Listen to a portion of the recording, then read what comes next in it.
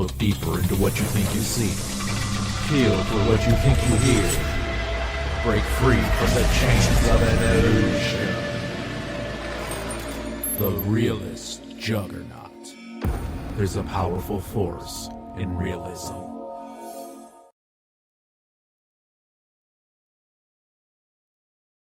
Welcome to this edition of the Paradigm Podcast. My name is Mahamed Traore. I'm your host. And today we will be speaking with Mr. John Neff, the owner and creator of the Realist Juggernaut. Mr. Neff and myself actually met through social media. The very first week I created my podcast, he was gracious enough to not only listen to the first episode, but to actually give me some constructive criticism on how I was really operating with my podcast in itself, and give me constructive criticism in terms of how I should go moving forward, such as being sure to state my name in the beginning of every episode, which should have been something that really dawned on me, but I kind of was lost in the moment with that. And in addition, he also created our logo. So I'd like to thank him for that and let you guys know that we have spoken many times over the past 3 weeks.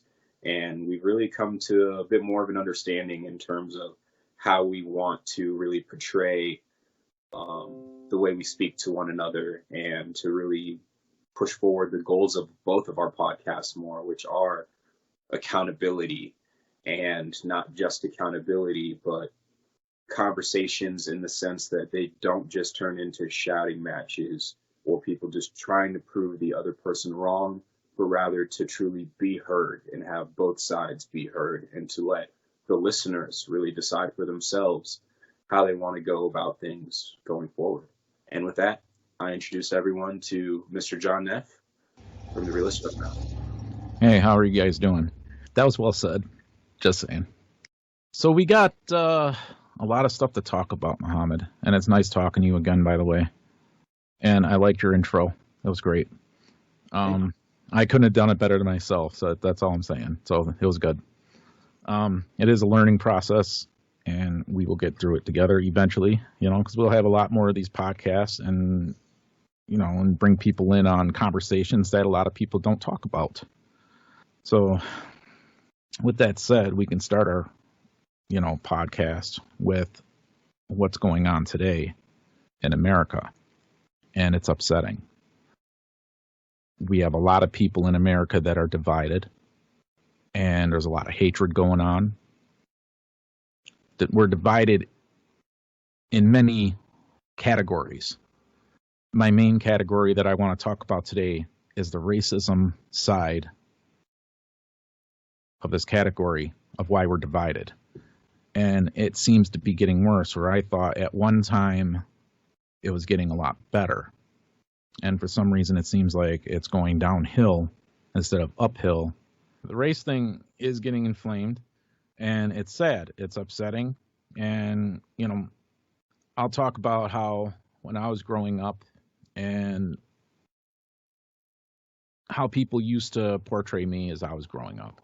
I was always kind of the person I always went against the grain when it come to certain things, especially the way I dressed.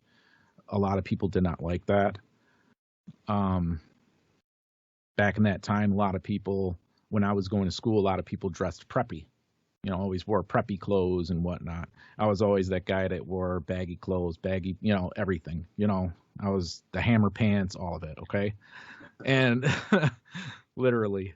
And, I even cut my hair down to like Kid and Play, I went all the way down to that, but even then, growing up, I got profiled by other students, and I was called, all kinds of different names, Wigger being one of them. They used to call me Wigger. I think we know what that term means. So I don't want to get into spelling that, but it means white and then the N-word. So that's basically what I went through as I was growing up. And then, I dealt with that from white people, certain white people, when I was in school, and then certain things that I went through with black people, which was kind of very upsetting because, that's just who I was, okay? I liked the style of clothing then, and I loved the way black people dressed and acted and whatnot. So that's how I was brought up. Okay, that's how I portrayed myself as I was going to school. So yeah, I got called a bunch of names from both sides, and I kind of just stood with myself basically for quite some time, and until people started recognizing me, and then I had a lot of black friends. Then it just people started coming around me more and realized what I was doing and whatnot. I had more black friends than white friends, but it was rough. That's all I'm saying. It was rough trying to balance two things: being me, myself, who I am, and trying to have friends at the same time. So it was difficult. And throughout the years, it got easier and easier, and I was more accepted from both sides, white and black. So it just seemed to get a lot better. And I thought it was, as I'm getting older, I'm thinking, yeah, okay, we're getting into early 90s and stuff, and then, things started getting better and whatnot on that note. And then the 2000s, I thought was great because, I came out with a rap album, and I love rap. I listened to rap for a very long time. So I've always wanted to rap. I did also have a rock band too. But regardless, I thought things were just, going in the right direction where we can all be one and, not have hate for one another. If you don't know somebody, like a lot of people look at me and then they look at me like, okay, well, what's that white boy doing? You know what I mean? What's he doing here on this side of the hood? Or, and I lived there. So, it was difficult. And then it just started going down the tubes.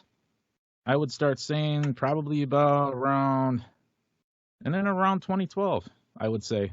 That's when things started getting really bad. The name calling, with I don't know how many times I've gotten called honky or whatnot and cracker, but regardless, I don't call people names back. I just ignored it pretty much. But it seems to be getting worse, and what I'm seeing now seems to be getting way worse. So now we're starting to see racial tension, and this is 2020. What are we all doing?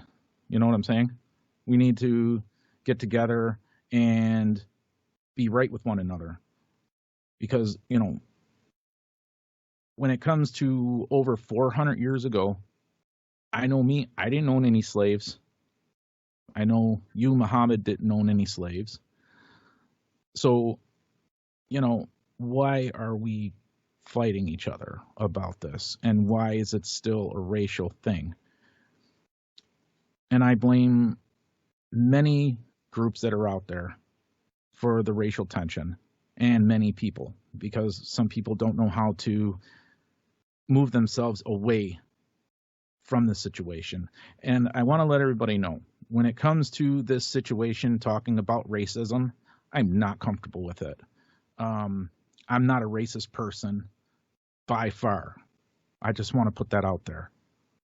So with what we're talking about, me and Muhammad, we've talked about this before, and this subject is tough as it is. That's why I kind of feel like I'm kind of like stretching it along here. It's just because it is uncomfortable to me. But somebody has to talk about this.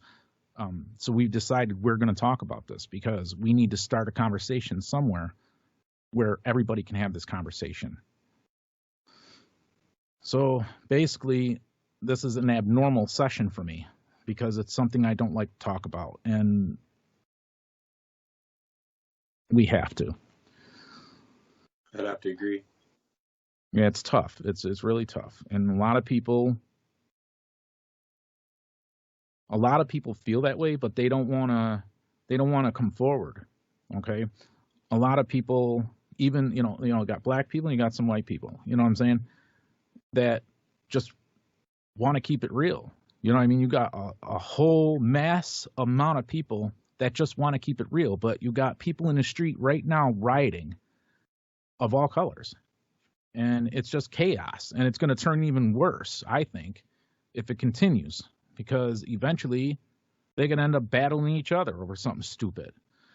We've seen it happen even with gangs, shooting each other, killing each other, and whatnot. So how could this not go any worse? It probably will. And I fear that. I don't know what you think about it, Mohammed, as far as the riots right now and where they're going. So far there's been shootings, there's been stabbings, there's been all kinds of nasty stuff going on out there that nobody should be doing.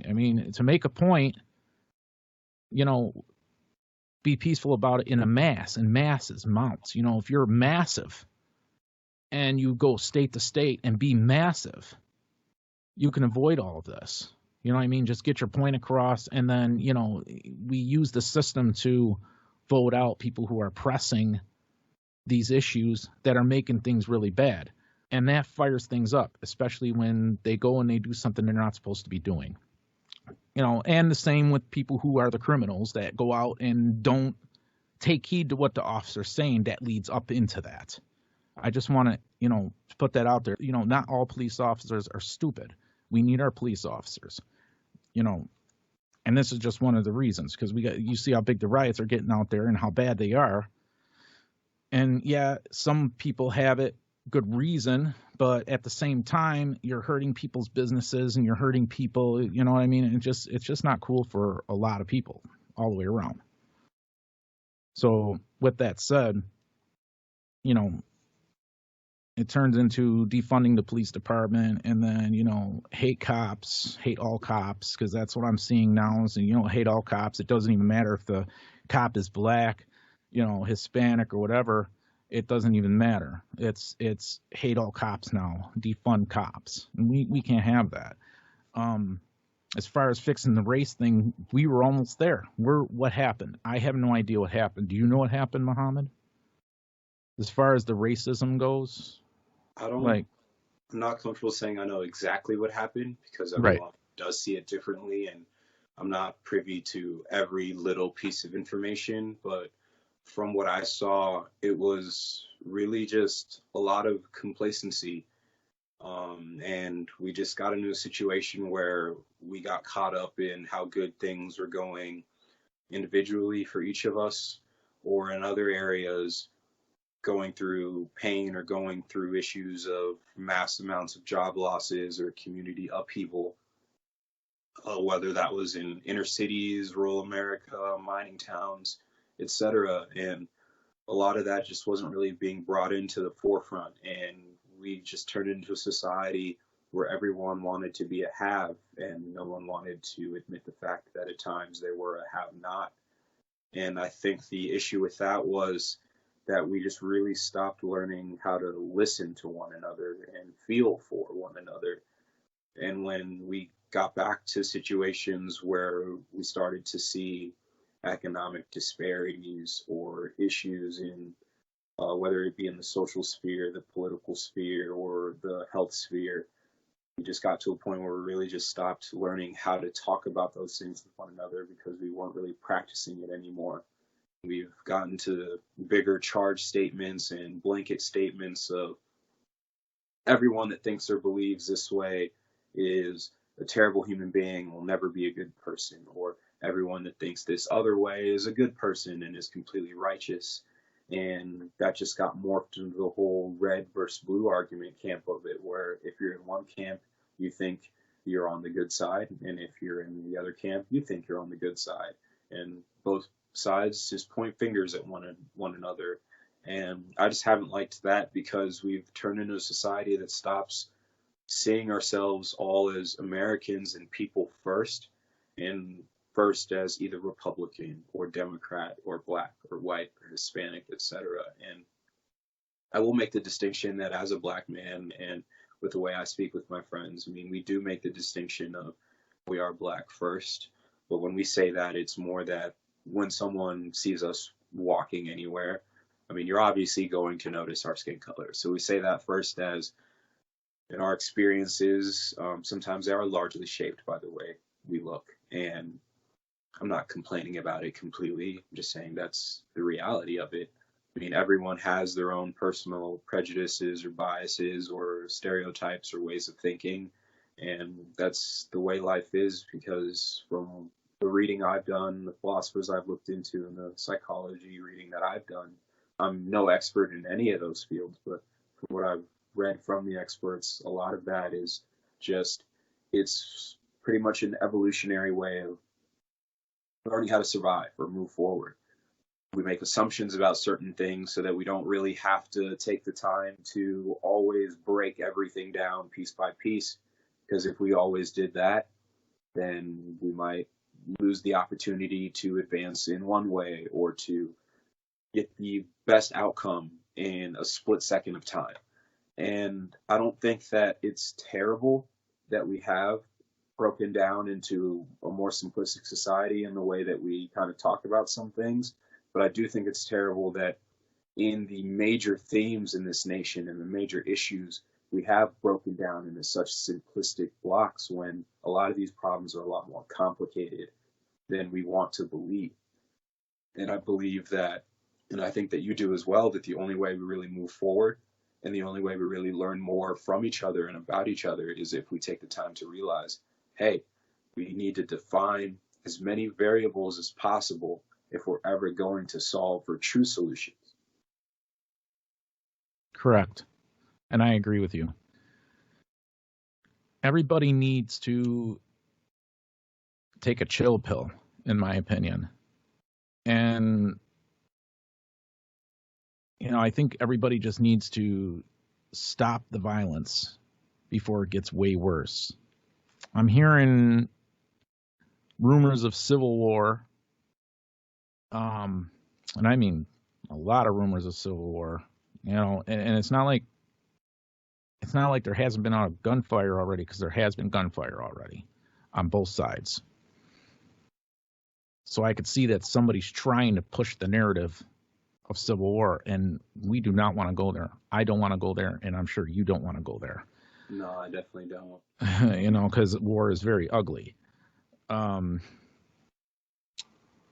So I think on all sides, I think everybody needs to get together and, talk about somehow, some way, put together something to communicate what everybody wants, what everybody expects from their, governors, from their government, pretty much, the whole government, I don't think we have such a thing where somebody's physically just sitting down and sending out mailers to like me or you to say, hey, how do you like this going on? And how do you like that going on? We do in our own state. We have some of that in our own state, but we don't have it like as in a whole. There's not like a real big group that takes care of the people's wants and needs. So I think, in my opinion, there should be somebody there in the forefront collecting, everybody's thoughts, whether it be on paper, email, whatever, and see where people want to take this country.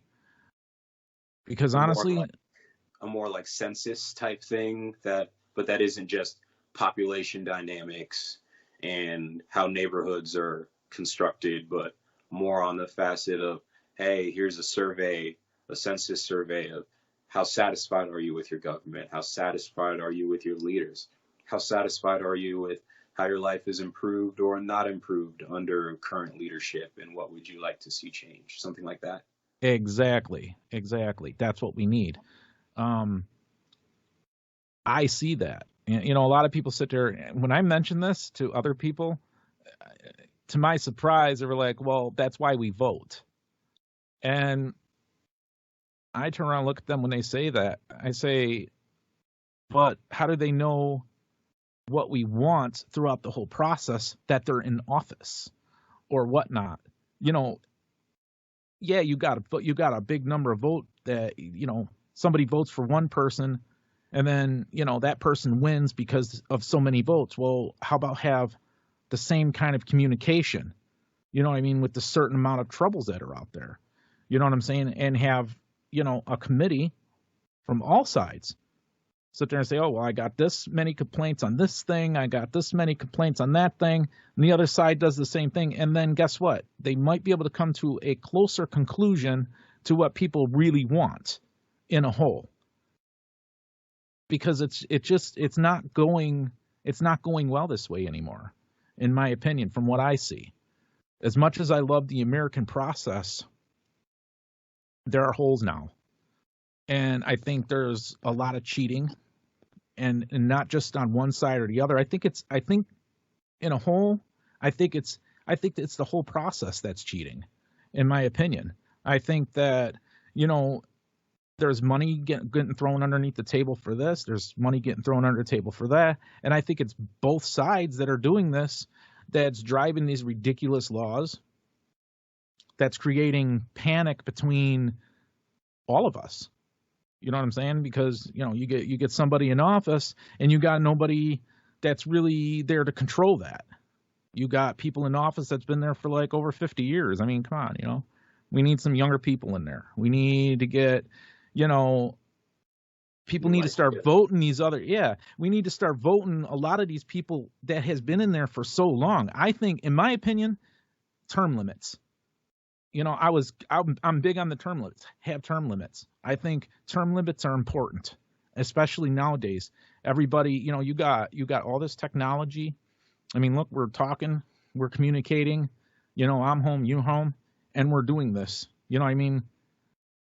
We have all this technology, so right. And it's like we have all this technology, and everybody has all this information that they can access. Where before in the past they didn't have that. So to the average American, we were all blinded because we didn't have that technology. But now that we have the technology, the information's there, and it's more forefront than anything. So when you hear one thing, you're like, what? And then you hear another one, and you hear, oh my God, then you're getting miscommunication from news sources and whatnot. And then before you know it, you can't differentiate what's real and what's not. So people just go on a tangent. And that's exactly what's going on right now with a lot of this stuff. There's a lot of misinformation out there, and for both sides, because everybody wants to get their point across on both of the aisles, but they're not getting anywhere because people are more confused now. So now you got police officers out there that I ain't gonna lie, man. I've been profiled before when I was younger by police.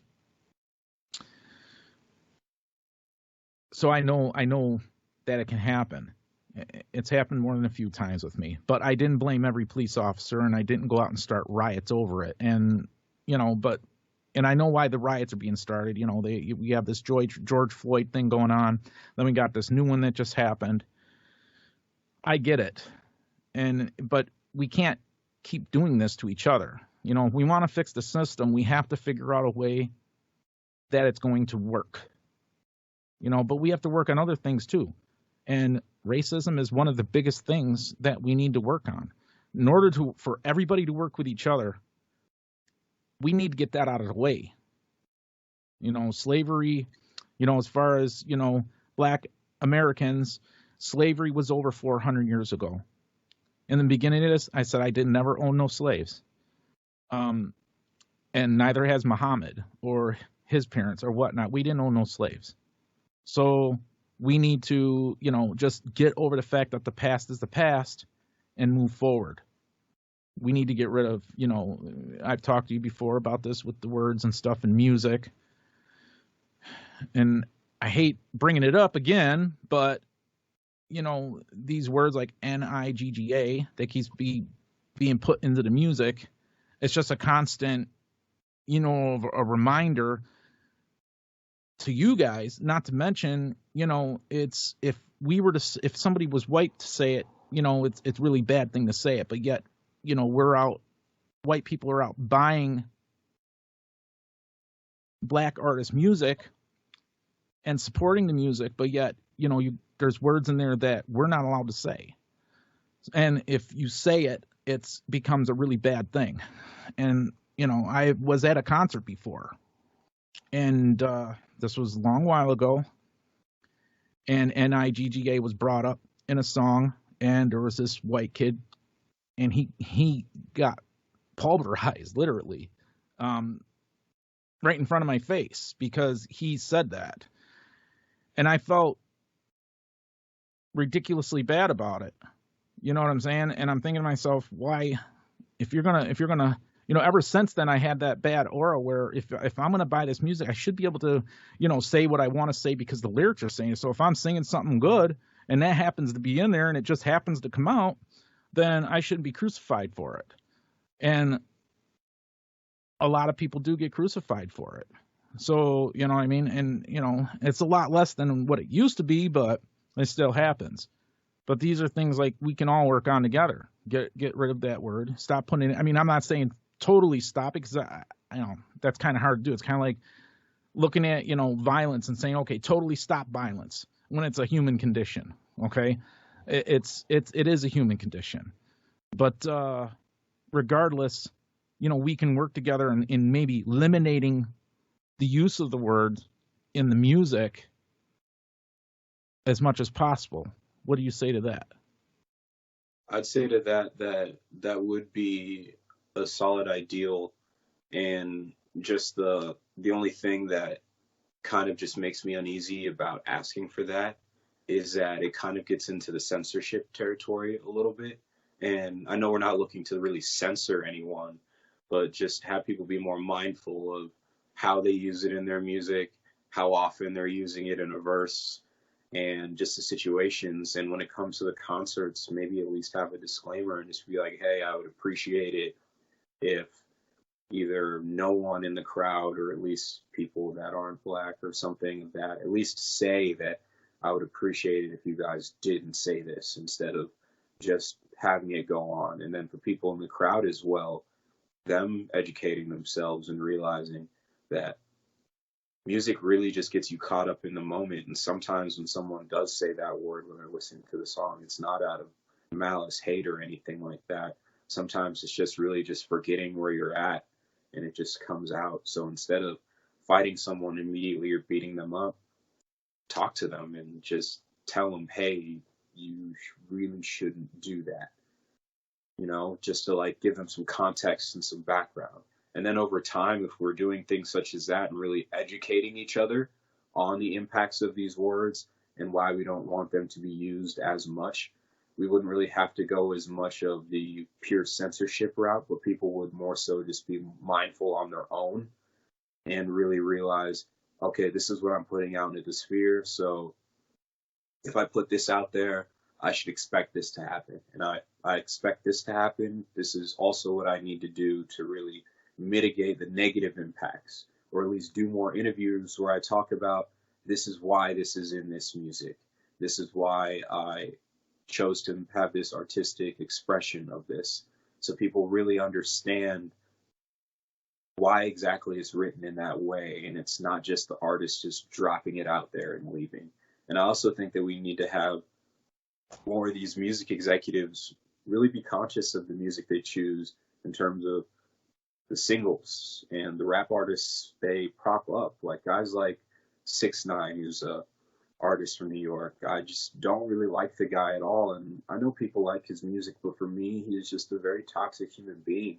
I mean, in terms of the sexual assault and child predator cases and things like that he's just not really a good guy. And the stuff he puts into his music as well, and how just blatant he is in terms of how he uses certain phrases, it just really turns me off to the point where I don't listen to his music at all, just because I don't want to be someone that's supporting an inflammatory figure like that, or someone that doesn't really help the things in this country so much. And I believe others are really turning that route as well over time. But again, I'd like to see the music producers really, and just the music executives especially that own these companies, really take it upon themselves to realize that they're responsible for a lot of this. In terms of, like, again, the artists they promote, like when it comes to the singles they put out, my favorite example is A$AP Rocky's album, Long Live A$AP, that came out when I was a senior in high school.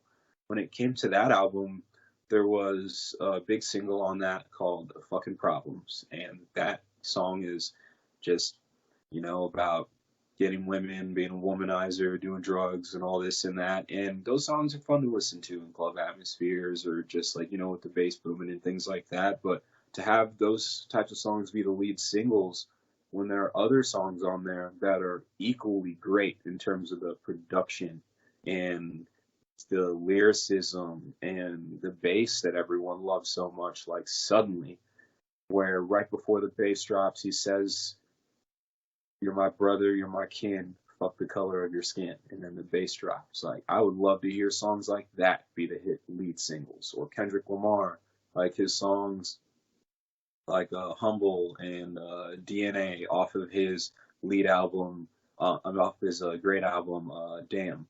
I love that album to death. And I don't really blame the producer so much just because, or the executive as much on that one, because that album is really a story all the way through. And both of those songs are careful to really give context in terms of what he's talking about. But I wish a song that people listen to more on that was Fear. Because Kendrick in his music, he really takes the time to try to put people in the landscape of how it's like in the ghetto or the hood, or how it's like growing up with little. And in Fear, he talks about how when he was growing up, he was afraid of being killed doing this or doing that, or how he was just afraid of just life and taking risks in general. And just a really poignant line from that for me is just when he says, "And that's what you do when you're 17. My worries are in a hurry. I wish I controlled things." I feel like no matter the skin color anyone has, you can resonate with that feeling at some point in your life. And it's a 7-minute long song, and maybe that's why people don't want to have it as a lead single, or people don't listen to it as much. But people got out of that looking for just quick joy and quick songs and less introspective songs, and really took the time to listen to more of that music. We could change things as well, because that song could really help people understand different demographics more, different mindsets more, if that makes sense. It makes a lot of sense, and I agree. And I just think if we did stuff like that, like, not be so free with cracker or honky and whatnot, I mean, that would help too. Not that, it's a big issue with me. I don't, honestly, with these words, I have issue because of, people don't really know what these words are. And they, regardless of anything, they're either going to say it out of ignorance, or they're going to say it to hurt somebody. And I just don't think it's fair to put it in a song over and over. You know what I'm saying? Where somebody's going to be repeating. And you're right, with the executives, the record executives and stuff like that, they should be a little bit more mindful on who they're choosing for artists. And you hit a point with that, because there's a lot of artists out there that are really good artists that are worthy lyrically and, musically, that could be replacing these bad artists out there that shouldn't be, getting anything from anybody, being the fact, number one, how they got there or whatnot. I feel like if you're selling drugs to make your album, then maybe you shouldn't be making that album. That's my opinion. You should be thinking about, the life that you chose, and try to make that better before you go out there and make that album with that drug money you have or got, either from somebody that you sold drugs to or that you killed. That's my opinion. And I think a lot of things, like with a lot of rappers, throwing that in the mix and kind of selling it like it's something that people should be doing, is not good either. That's just how I feel with that. And, being a musician myself, I would never sell somebody, hey, it's cool to do cocaine. Hey, it's cool to do, other drugs that are in the mix, oxy and whatnot, and heroin and whatnot, because there are a lot of rap artists that do that. Or, it's different if you had really gone through that and you suffered consequences from those drugs, and then you're explaining to people, okay, I'm I did these drugs and I learned. I don't want you doing them, and this is why I'm telling my story. This is my story, my life that I'm telling about. Giving you that option to listen to my story, so you learn not to do the same stuff I'm telling you not to do. Like the Jay-Z's and like guys like Nas, like with their albums.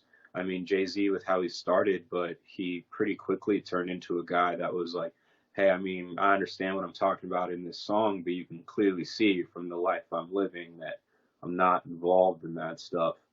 And I'm, now family man and things of that nature. And I do see people still try to talk about his past and bring that up and try to say that that's who he is today. And I think it's okay to bring up his past, but to really equate that with who he is today isn't really fair when we say that that's exactly who he is today, because he's obviously evolved and changed. And I'm always for everybody changing. If they want to, if you're moving forward to change, great. Then you should. Everybody should.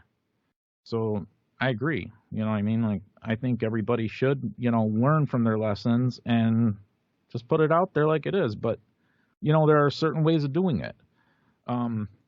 You don't want white people running around using that word. You know what I mean? And we don't want black people running around using the word cracker all the time. I mean, to me, it's just not intelligent to keep using that word. I think every now and then it's fine. You know what I mean? But to keep using it, like, I think lyrically, I'm a lyricist. I mean, lyrically, I think that's, you listen to some of my stuff, you have it. Lyrically, you don't hear none of that in there. You know what I'm saying? I'm not spitting out any kind of racial slurs at anybody. I do, put in my music violence, and I said before, violence is a human condition. So it's expected to have that inside the music. You know what I mean? Do I condone anybody to do any violence? No, absolutely not. And I'm sure other artists, when they put violence in their stuff, they're not trying to condone what they're doing. But there are some out there that are, do push, the drug thing and the hoe and this and that. And, life is all about a club, and it's not. Life is not a joke. And a lot of these people that are out there now with their big drug habits now, I do blame a lot of those bad artists that could have, been mindful of what they were putting out there to make a difference. Instead, they made it worse. And that goes for a lot of people out there that are having issues now. And I feel sorry for those people.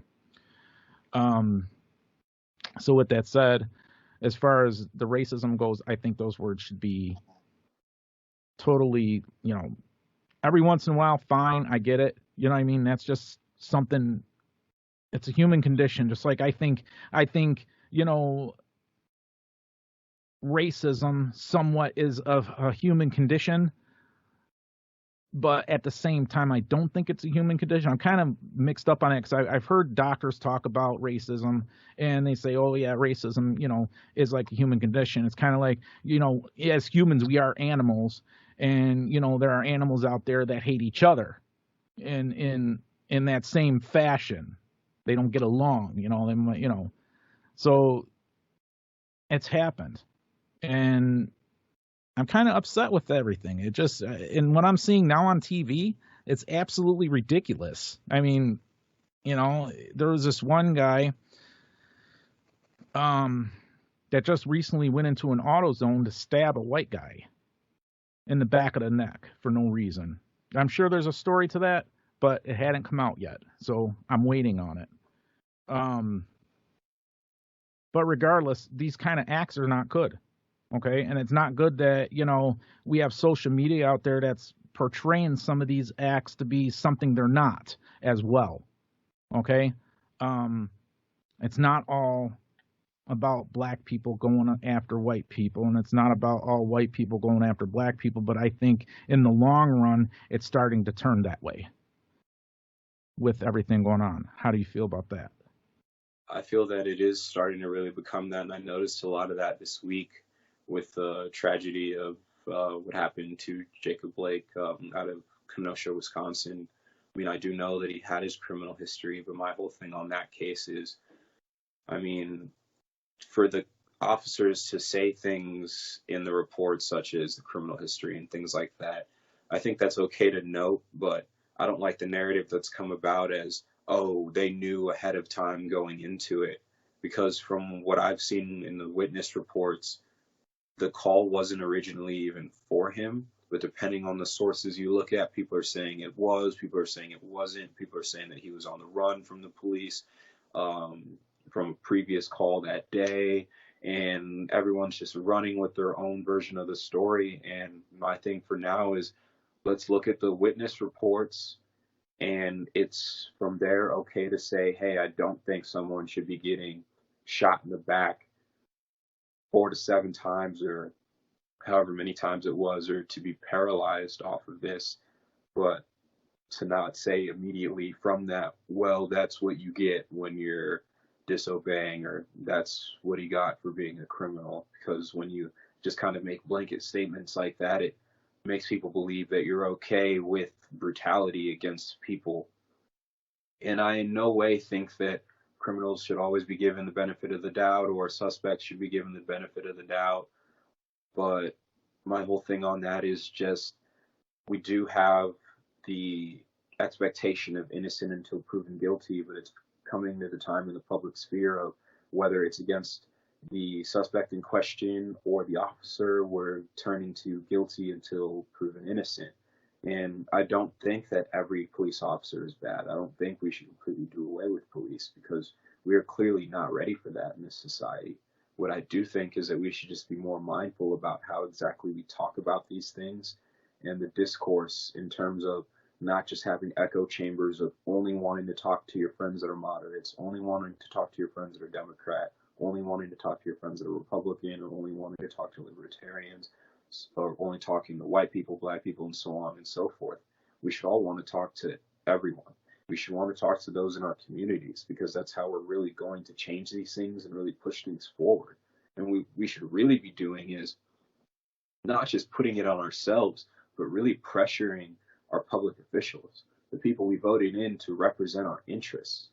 When the vast majority of people in a constituency are saying they want to see certain changes or talking about a certain issue, where are our leaders in not just tweeting or putting up some Facebook thing about it, but actually having tangible action, calling community meetings, or setting up these polls as you're talking about to truly ask their constituents, what do you think on this? So we know what the majority of people believe. So we have a baseline of the expectations of, in this next congressional session, or in this next state house or state senate or government meeting session or auditor session, or whatever it is, that this is what we want addressed. At the bare minimum, we at least want it talked about, because we want our opinions truly seen. Because I know that this isn't a full, true democracy, that it's a republic, but even with that, it's the people, the government by the people, for the people, and it's slowly turning into a government by the few, for the few. We're really being shut out of the process, as you spoke on earlier, and you just see more of that every day, when people largely agree that they want certain laws struck down or certain changes made, and it becomes a political battle between one party and the other, when they should literally just be listening to the people who hired them, us, when we tell them this is what we want, and they're trying to tell us what we want. But what they're really doing is telling us what they want and why we should want that too. Whereas they're being paid by special interests and really just serving themselves. And that's not what we're here for. We're here for them to serve us. Their job, in my opinion, how I see it, is to listen to their constituents, go to work, have tangible actions made, or at least plans in place to address these things going forward, go to bed, and repeat the cycle. That's what their jobs are. Yet here we are, and in this last 6 months alone, we have Congress going on, I think it's now 3 recesses, and they've done next to nothing in terms of the actual things we've asked them to do, and they bicker and say, we don't think people should have this, we don't think people should have this, and there's how many of you? versus the hundreds of millions of us. I mean, what you guys think is one thing, but what about what we believe? Because we outnumber you guys by so much, and the government is by us for all of us. So Right. actually consider the opinions of us. Exactly, and they should. And I want to see more of that. I want to see the government, I want to see it much smaller than what it is. I think right now it's just way too big. And I think there's just too many hands in the pot. And I think there's a lot of money getting passed back and forth, which makes them comfortable. But yet people people like me and you just, getting screwed. And, by passing one law that makes no sense to another law that does. And then they'll somehow overwrite the one that does and then, pass another law to suit somebody else. You get what I'm saying? Yeah. It happens a lot. And it don't make sense. There's like so many laws now on the books that, you kind of, if you're walking down the street the wrong way, you're breaking the law. It seems to be that way, especially here in New York. I mean, it's really bad. So I think a lot of that stuff can be, should be taken care of and taken out, but I do agree that we should have not a poll, because I don't believe in polls. And I say that with the utmost respect to what you said. But more of like a survey. Yeah, like an actual survey that comes in the mail and that, that is actually documentable. Like they send you out the survey, they send you an email that says, have you received the survey that we sent you? So this way that survey is documented that you said it and that you received it and that you mailed it back to them. So they know to expect that it's getting there. And this way, there's no, it's going to get put into a box over there for that side, for that party over there, and then we're going to not mail that on. We'll just throw that out, pretend it never even got here, and then all the other ones just go there. And I think a lot that's what's going on now. You know what I mean? A lot of people's opinions in this country is getting, shoveled into a throwaway box, and the ones that's more interest to them, they're keeping. So if it makes sense for them and it works for them, they're going to keep it. So ignore what the other person's saying or the other people are saying, regardless. So I believe there's a lot of that going on, but that's why I think we should have something like that where it's going to actually go out to people and be recorded that it went out to people and be recorded that it made it back to them. So they can't sit there and say, oh yeah, I never got that. You know what I mean? I don't know what these people are talking about. You know what I mean? And it would help if we got these things in the mail and then people get together, in their community with them. You know what I mean? And maybe have like get together, say, okay, well, what's everybody's concern? We got these in the mail. It's that time. Let's try to work this together. This way, it kind of narrows down the issues instead of everybody having one opinion here. And then it's got to be, somebody's got to go through it and decipher what everybody means. You know what I'm saying? This way, everybody's pretty much mailing in lumps of what, is basically on the same issue. You see what I'm saying? Where it's easier to comb through.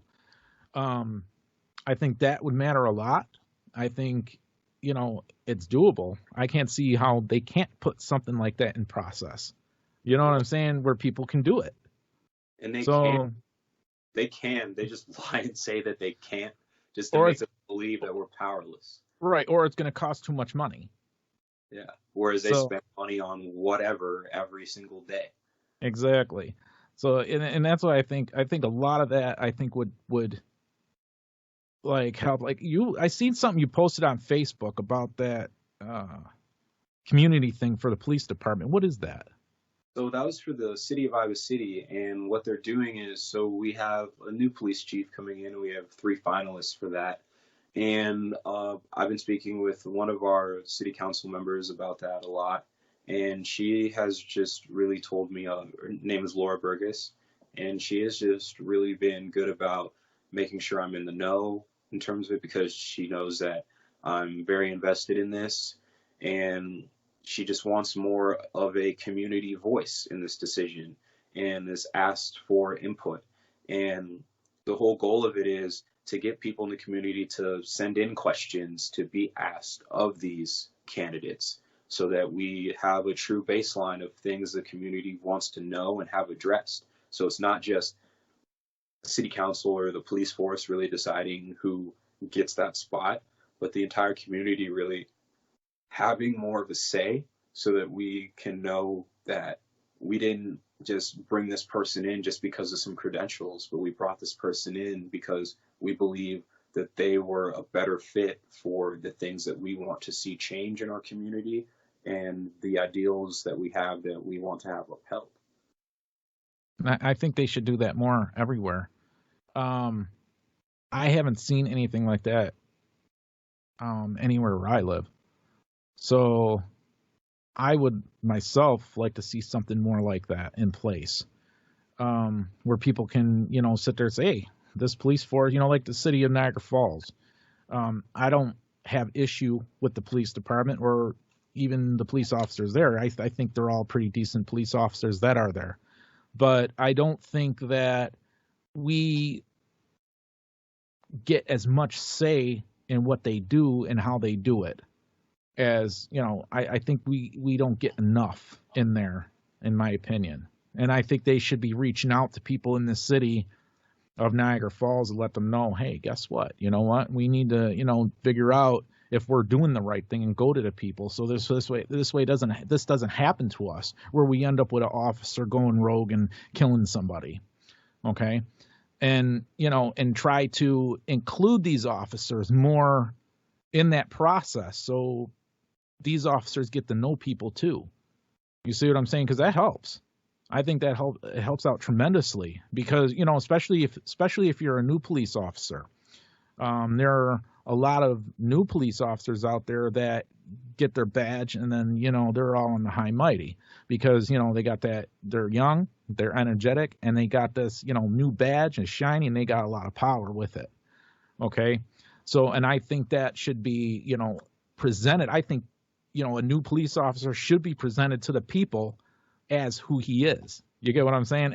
And have this officer walk around shaking hands, meeting people, interacting with people so he knows who he's talking to in the community. So, you know what I mean? I think if there was more of that communication, I think that there'd be a lot less of what's actually really going on with these police shootings. And I think that, people would come forward more if they have an issue with an officer. You see what I'm saying? They wouldn't be so afraid to go forward like, okay, the police captain's not going to listen to me. You know what I mean? Because that happens. I went to a police captain before for an issue. And it was like it went in one ear and then out the other. So I kind of get, that there's a lot of people that go through that as far as, the police station goes. So I think there should be something in place for that as well, kind of like what your town's doing or whatever, your city or whatever is doing for the police department. They should do that everywhere, in my opinion. Like I said, I love police officers. I love firemen. Anybody that's, out there to save somebody, I'm all for it. You know what I'm saying? I don't want to lose that. And I'm sure you don't either. I mean, we all got things we don't want taken because, damn well if we didn't have no officers, people would be out robbing us blind regardless. So just, like look at the chaos we already have with the riots. So that's my point. Everybody's looting the stores. They're hurting, people who have worked for years to get their stores big or to even just start out and destroy it, and think, oh, well, it's okay. They have insurance to cover that. A lot of insurances don't cover that. So you're just hurting people, in my opinion. And so I think it just should stop before it turns into something really bad. Because I'm afraid of that. And, it's just, I do see it getting worse. And I think that, when we talked before, we talked about there's groups out there that should not be organized, like the KKK. Okay. that group should be split off, or the leader of that group should be put in jail or something. I don't know, but I don't think that group should be able to assemble into a group, because they are technically a hate group. They hate races, all different races, but white, not realizing that they have a lot of races within themselves, which is really kind of bigotry in my opinion. The same with the Black Panthers. We talked about the Black Panthers. When they did start out, you were right about that. They did start out as a good thing, but then they went to a rogue kind of Black Panthers. Like, they are absolutely 150% noted that they are racist. And it says the new Black Panther Party for self-defense. Their party is the bad one. Like, they've taken the name of the old one and kind of associated themselves with the old one, right, but they've really perverted the ideals and turned it into something else. And I'm a person where I'm willing to call that out.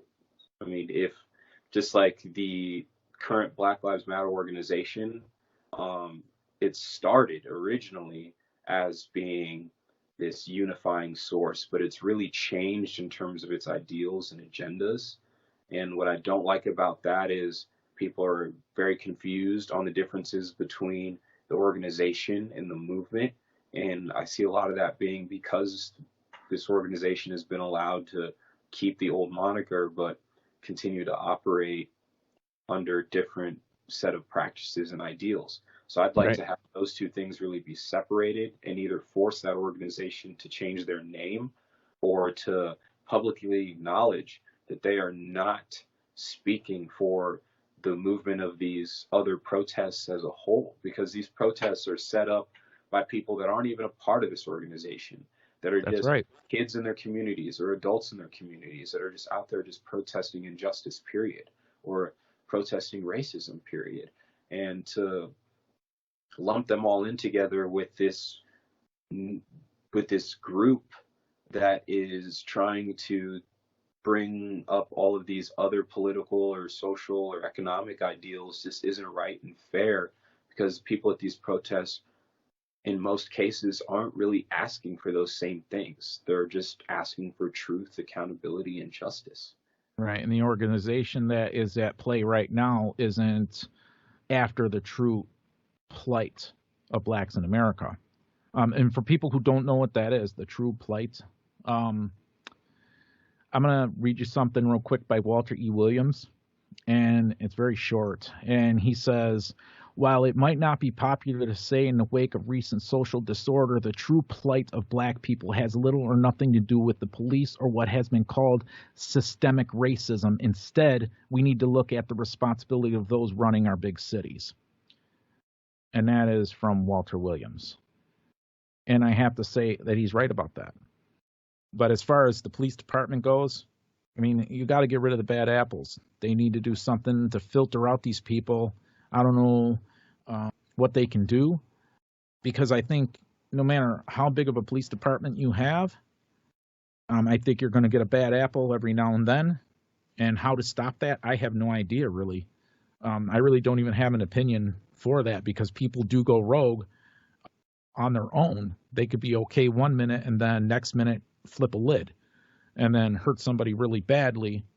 And then, whether they're black or white, because it's been, it's both sides that had this happen. It's been, a white cop kill a black cop or a black guy, and then you had a black cop kill a white guy. It's not just happened just on just one side or the other. It has happened. What people don't understand is it's happened throughout time, over and over again. And, the main reason Black Lives Matter was even put together or even thought of was, I think it was back in the 90s when it actually really started. The early 90s, I think, or late 90s. The actual organization that we currently have in its current, and what I believe the better version of it was after Trayvon Martin's case. But the ideas of it, I feel like, had pretty much been around since the 90s and really built up with the Rodney King case. Right, and that I was for that group until it started flipping doing what it's doing now, and making ties with Antifa. So that's my gripe with Black Lives Matter, and the people who are running it are absolutely Marxist. I'm not fond of Marxism at all. That is not the way I want to live, and I'm sure it's not the way you want to live. But their idea is rogue, and we just can't have that. And that's where Black Lives Matter is as we speak. So yeah, I think they should be all. I think any racist group that's out there, you either stop being racist, period, which I don't see that happening. So I think that I think those organizations should be completely disseminated. And as far as Black Lives Matter, if they want to stay a group, they need to change their ways, change their leaders, like you said, and get rid of those, and filter out the people that are bringing about the bad nature, the good nature of what Black Lives Matter is supposed to be, and then get rid of the bad nature of what it's presenting itself now. Know what I mean? Yeah, like the leaders of the Black Lives Matter organization. I just want to make sure listeners know, when we're saying Black Lives Matter right now, we are talking about the organization. And if people do look more into them, you will quickly see and realize that this current organization is not the same as how it truly began. And their aims are not all the same either. They've really expanded to a more American Revolution type ideal, where they want to change all of the systems that we have. And maybe there are some things that they have that are right that we do need to change. But until we actually have them be more concrete about those goals and really separate those from the other bad things that they do want and are pushing, we can't really allow them to keep going on these news networks and stations, because that does perpetuate a lot of the division. And it has allowed this organization to be lumped in with these peaceful protesters.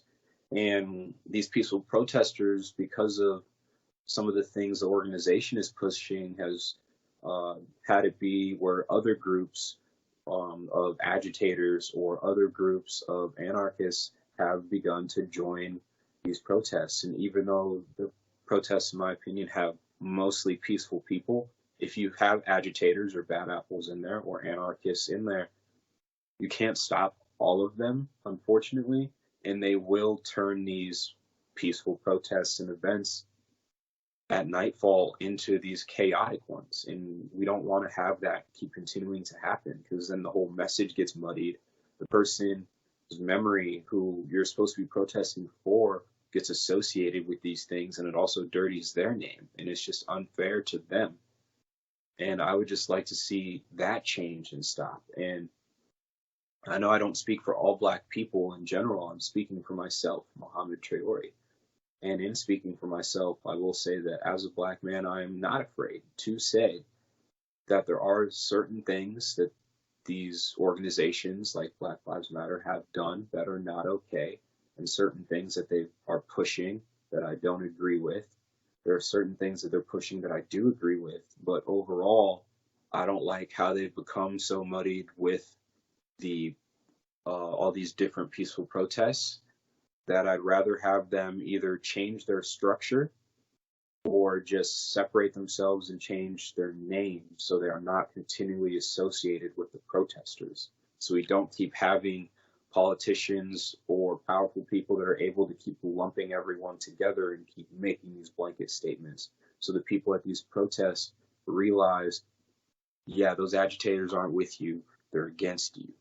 And they're not trying to further your cause, they're trying to sow division so that they can further their own purpose. And it's just not really fair to all of us, because we're not being listened to anymore. People are tuning you out because they're thinking, oh, well, this organization and these protests are the same thing. And if they're the same thing, I don't want to be a part of that.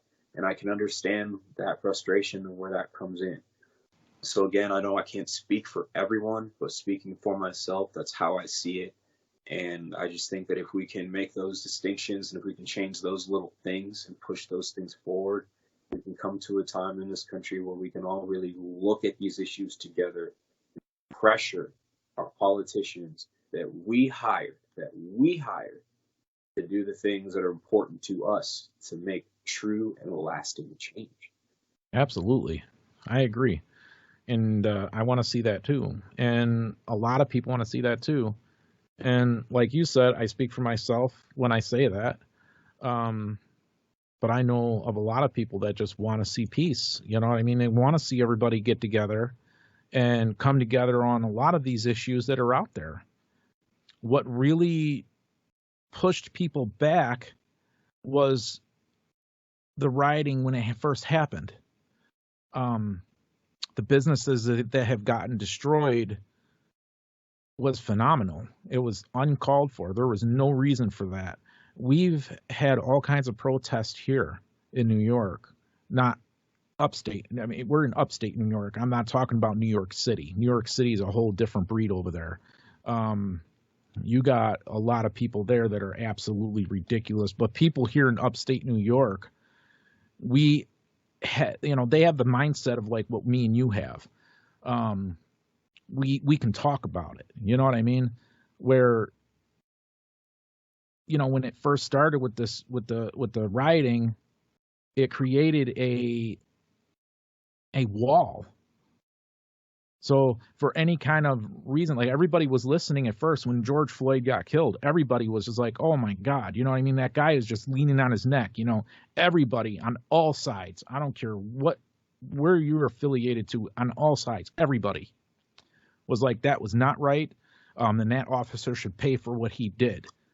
But then when the rioting started and then the aftermath of the rioting, it kind of just put a wall up between that. And you're right. A lot of people are now just, they kind of keeping a turned mind on it, like they're keeping their mind closed on it. You know what I mean?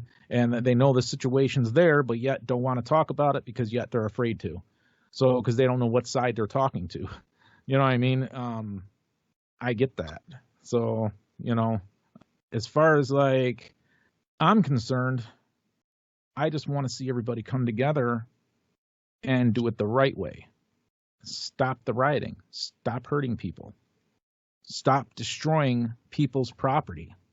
Just stop it all. Stop all the nonsense. Just come together the right way and have a real big, massive get together and, show the world, you know what I mean? That you could do it peacefully without this.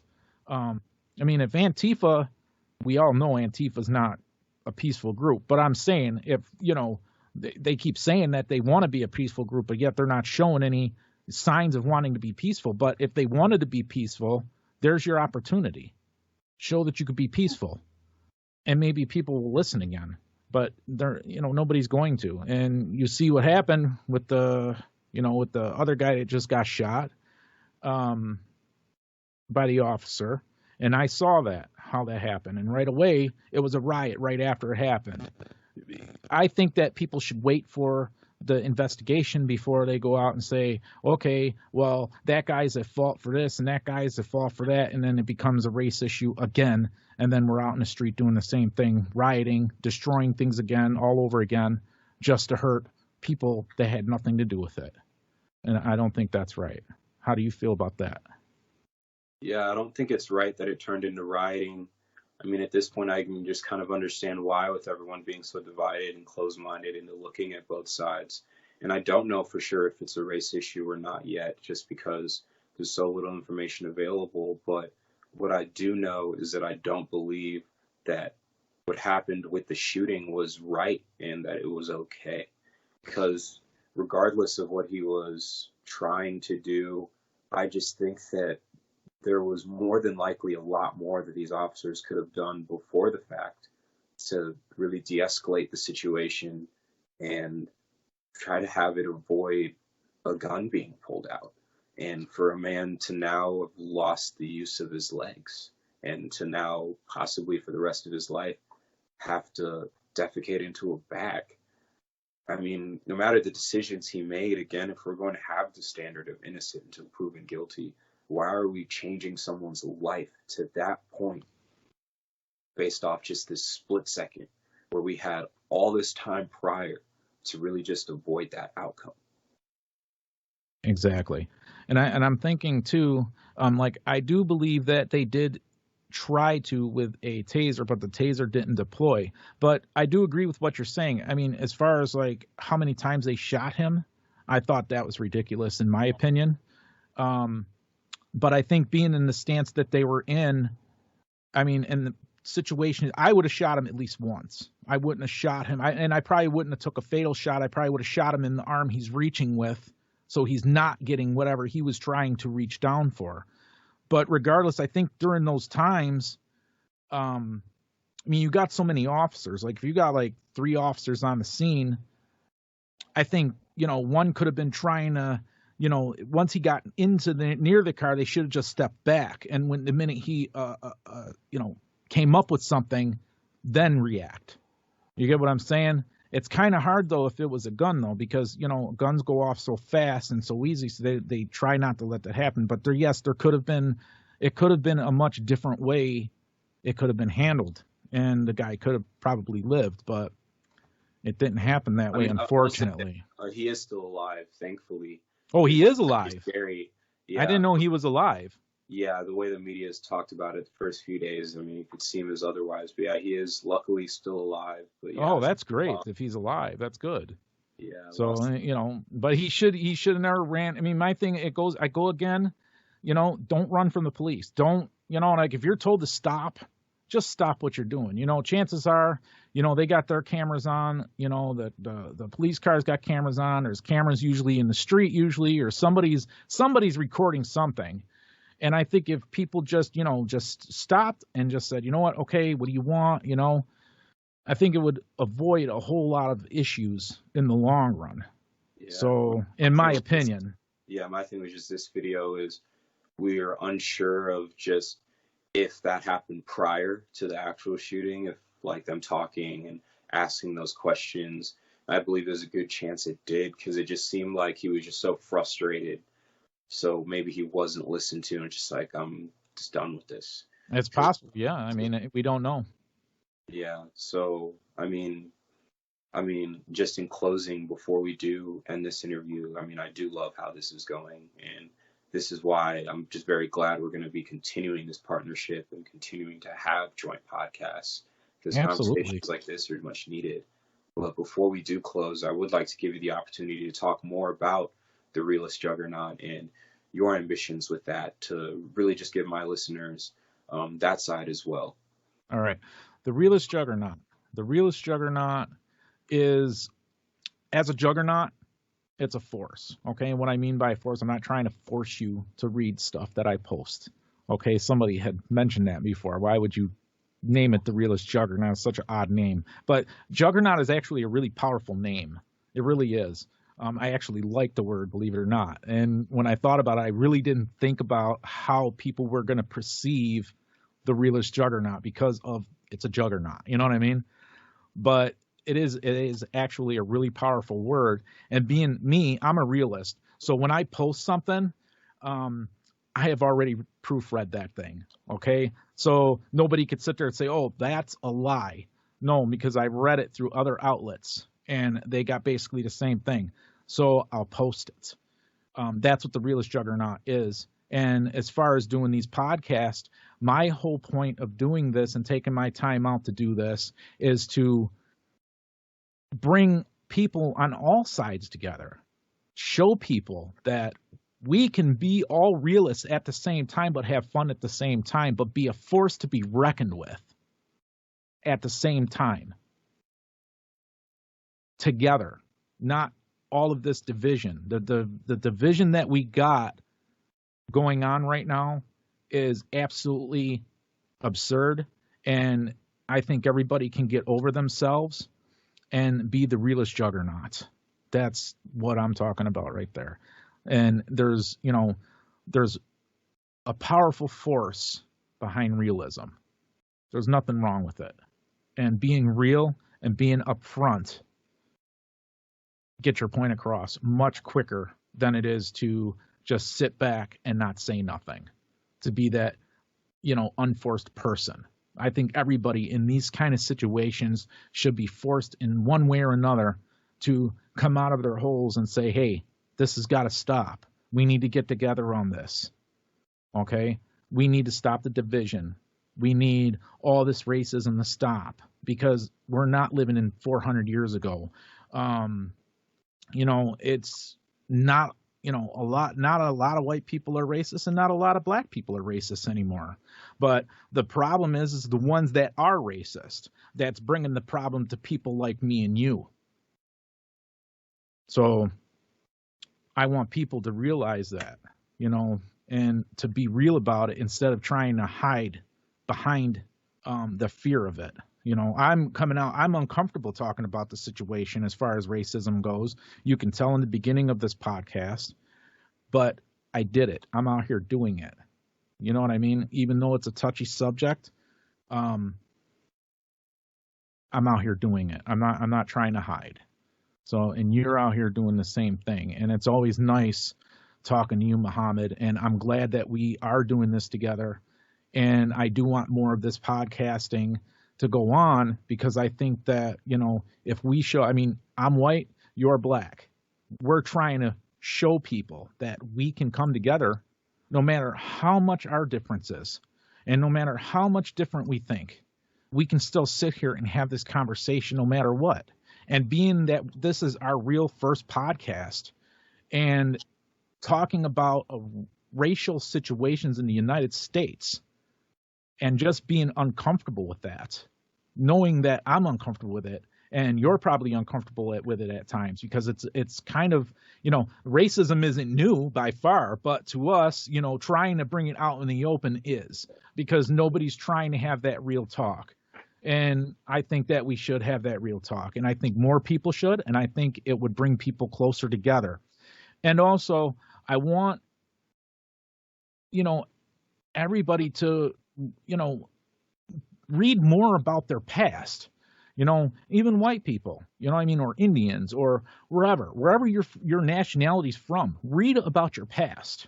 Know where you're from. Know the truths about how you got here and why things are the way they are today, and don't look at it just from one side. Read it from different outlets like I do as the Realist Juggernaut.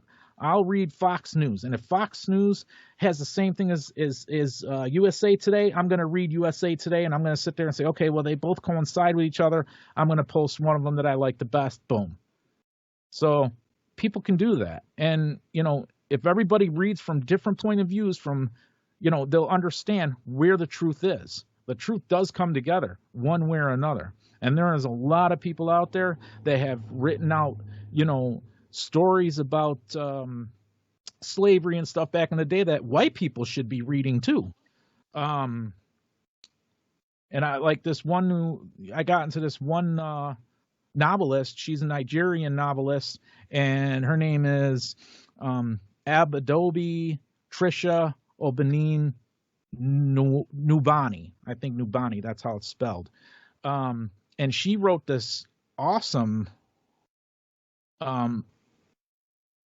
biography with the Wall Street Journal. And it's called When the Slave Traders Were African. And a lot of information in there, I can't even express how much information is in there. I've learned a lot just from even reading that. But people should get out there and read it. And, Mohammed's going to post the links to these websites because I'm going to give them the links to it so everybody can read it for themselves and see for themselves that there is other stories to be read. It's just not a one-sided situation. It's an all-sided situation. So, and once everybody knows the real deal about all of it, where everybody come from, I think everybody can get past this racism thing very easily. Being that, we're not living, 400 years ago. So we're living in today, and what matters today is what's going to matter for tomorrow. Yeah. And thank you so much for that and going into such depth and detail, because I think it should be clear to everyone that listens to this, even though you've stated it, I'll state it again just so they can make no mistake. John Neff, in my honest opinion, is not a racist man. And I really, really enjoyed thoroughly all of our conversations and how we've helped each other grow and see different perspectives in just this short amount of time that we've known each other. So I'm very excited to keep working together going forward, and just to really show people that people from different parts of the country. I mean, I was born in Brooklyn, New York, and I mean, you still live in New York, but I've been in Iowa since I was 3. And even though I'm in the Midwest and you're on the East Coast, we can still talk like two regular people, just because we share so many things, like our love for our families, our love for our countries, our love for our communities. And because of the commonalities we have, we're able to have conversations about the differences. And yeah, I just thank you so much again for joining this edition of the Paradigm Podcast. And I implore others to look more into Mr. Neff and the Realist Juggernaut, and to also do their due diligence in terms of all the news stories they look into, to be willing to look at other sides and see that, hey, just because you're a Democrat doesn't mean you can't look at the Republican point of view. Just because you're a Republican doesn't mean you can't look at the Democrat point of view. Or if you're fed up with picking one side or the other, you can just do it I did and just go no party. And when it comes to elections, just kind of pick from there. You don't have to vote all red. You don't have to vote all blue. You can just do what I think is the sensible thing and vote for each candidate based on their own merits and their own ideals and their past performance and what they want to do in the future, and see if that really lines up with what you want. Absolutely. And Mahamed, thank you very much for this opportunity. It's been great. Yeah, thank you so much. And everybody, thank you for listening.